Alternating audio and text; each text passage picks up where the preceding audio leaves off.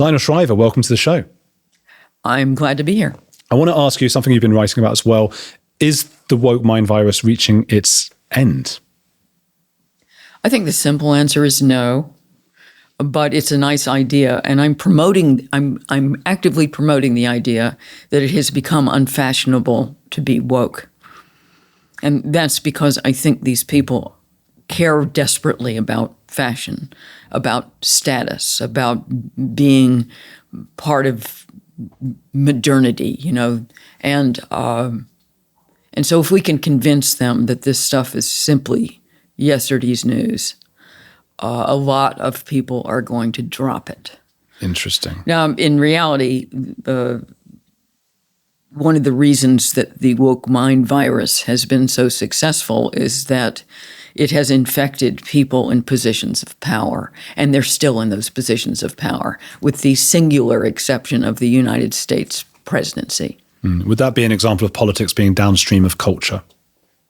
Well, right now, politics seems upstream of culture. It seems to be determinative.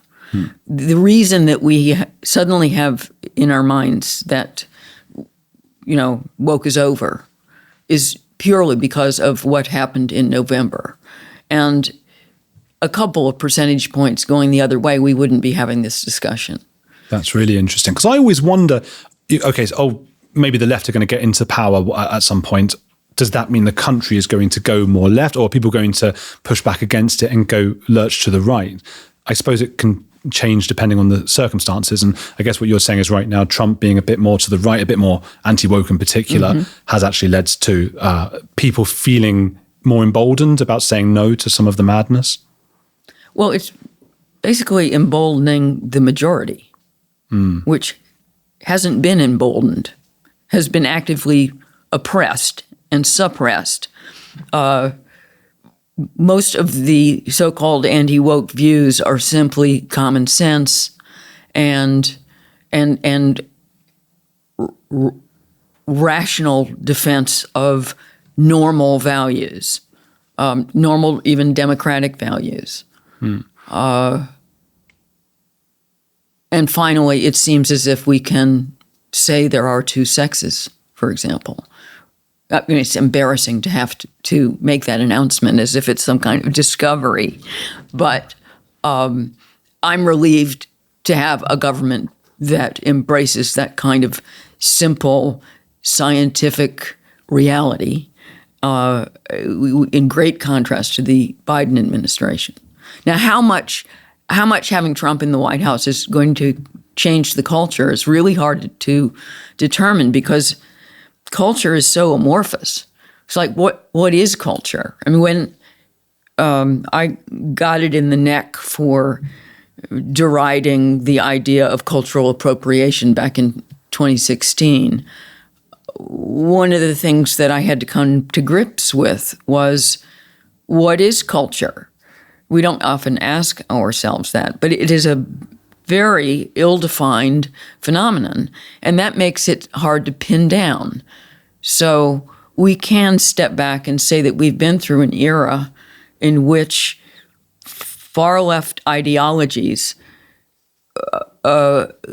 came to dominate the culture, the conversation, what people talk about, what people make movies about, what people make television about, what people write books about, what I've written books about.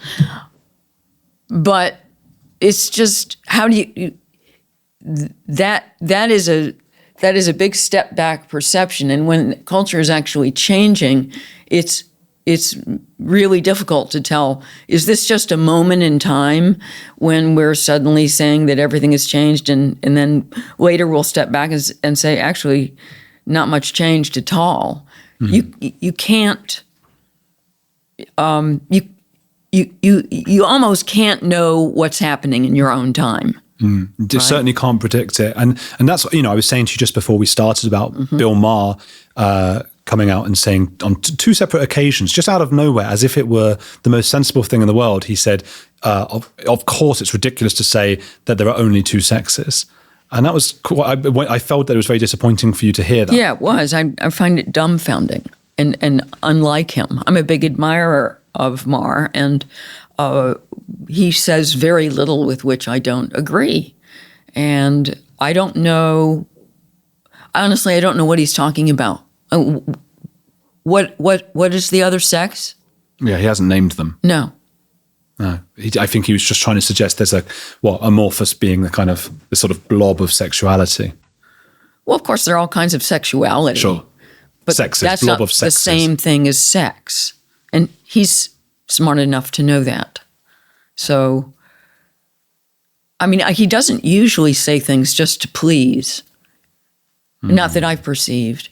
That is the kind of thing that a liberal would say to keep certain kinds of people on side.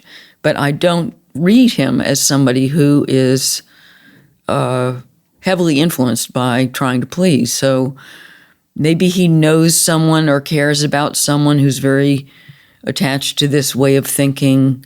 Maybe there is some kind of confusion in his head about, the many different sexualities that people have, and he thinks that's the same thing. But there's no way that's not disappointing to me.